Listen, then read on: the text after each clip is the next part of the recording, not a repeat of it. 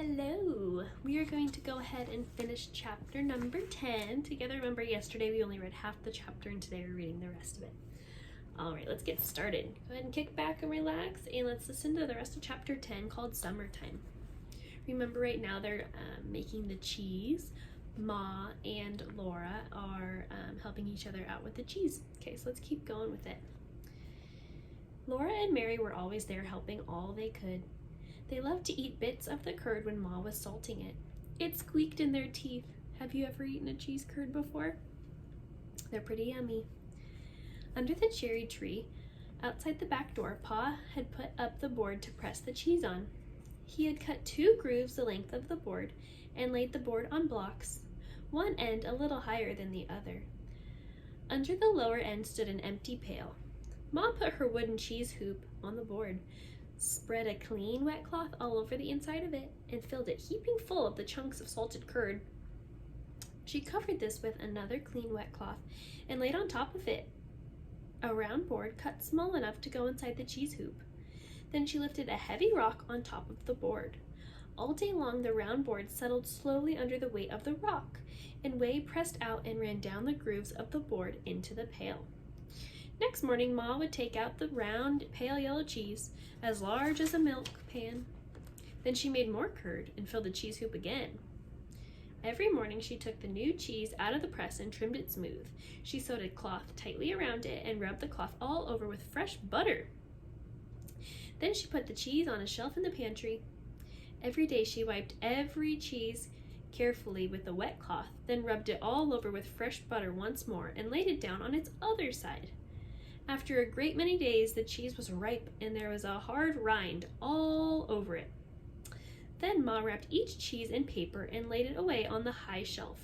There was nothing more to do with it but eat it. Laura and Mary liked cheese making. They liked to eat the curd that squeaked in their teeth, and they liked to eat the edges Ma pared off the big round yellow cheeses to make them smooth before she sewed them up in cloth. Ma laughed at them for eating green cheese. The moon is made of green cheese, some people say, she told them.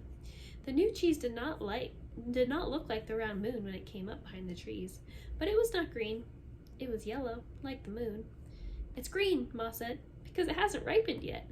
When it's cured and ripened, it won't be a green cheese. Is the moon really made of green cheese? Laura asked, and Ma laughed. I think people say that because it looks like a green cheese, she said, but appearances are deceiving. Then, while she wiped all the green cheeses and rubbed them with butter, she told them about the dead, cold moon, that it is like a little world on which nothing grows. The first day Ma made cheese, Laura tasted the whey. She tasted it without saying anything to Ma, and when Ma turned around and saw her face, Ma laughed. That night, while she was washing the supper dishes and Mary and Laura were wiping them, Ma told Pa that Laura had tasted the whey and didn't like it. You wouldn't starve to death on Ma's whey like old Grimes did on his wife, Pa said. Laura begged him to tell her about old Grimes. So, though Pa was tired, he took his fiddle out of his box and played and sang for Laura. Old Grimes is dead, that good old man. We ne'er shall see him more. He used to wear an old gray hat he buttoned down before. Old Grimes' wife made skim milk cheese. Old Grimes, he drank the whey. There came an east wind from the west and blew old Grimes away. There you have it, said Pa. She was a mean, tight-fisted woman. If she hadn't skimmed all the milk a little, cream would have come off right off the top of the whey, and old Grimes might have staggered along. But she skimmed off every bit of cream, and poor old Grimes got so thin the wind blew him away. Plum starved to death.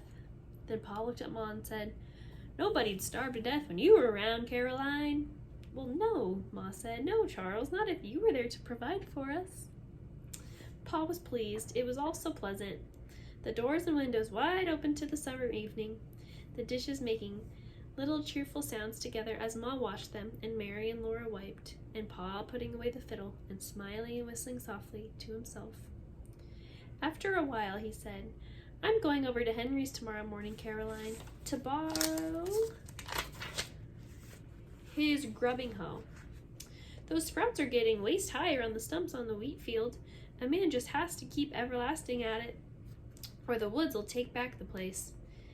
Early next morning he started to walk to Uncle Henry's, but before long he came hurrying back, hitched the horses to the wagon, threw in his axe, the 2 wash tubs, the wash boiler, and all the pails and wooden buckets there were. "I don't know if I'll need them all, Caroline," he said, "but I'd hate to want 'em and not have 'em." "Oh, what is it? What is it?" Laura asked, jumping up and down with excitement. "Pa has found a bee tree," Ma said. "Maybe he'll bring us some honey." It was noon before Pa came driving home. Laura had been watching for him, and she ran out to the wagon as soon as it stopped by the barnyard, but she could not see into it. Pa called, "Caroline, if you'll come take this pail of honey, I'll go unhitch." Ma came out to the wagon disappointed. She said, "Well, Charles, even a pail of honey is something." Then she looked into the wagon and threw up her hands. Pa laughed. All the pails and buckets were heaping full of dripping golden honeycomb. Both tubs were piled full, and so was the wash boiler. Ma and Pa went back and forth, carrying the 2 loaded tubs and the wash boiler and all the buckets and pails into the house. Ma heaped a plate high with the golden pieces and covered all the rest nearly with cloths. For dinner, they all had as much of the delicious honey as they could eat, and Pa told them how he found the bee tree. "I didn't take my gun," he said, "because I wasn't hunting, and now it's summer there wasn't much danger of meeting trouble. Panthers and bears are so fat this time of year that they're lazy and good-natured. Well, I took a shortcut through the woods, and I nearly ran into a big bear.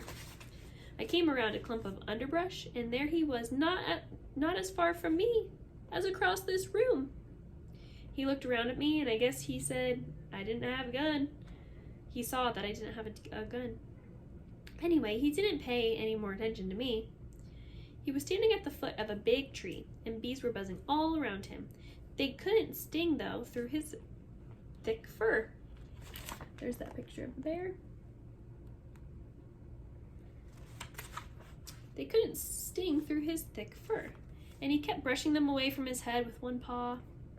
I stood there watching him, and he put the other paw into a hole in the tree and drew out all the dripping honey. He licked the honey off his paw and reached in for more. But by that time, I had found me a club. I wanted that honey myself.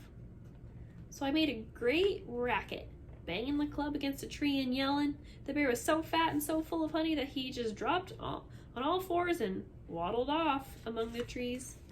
I chased him some distance and got him going fast, away from the bee tree, and then I came back from the wagon.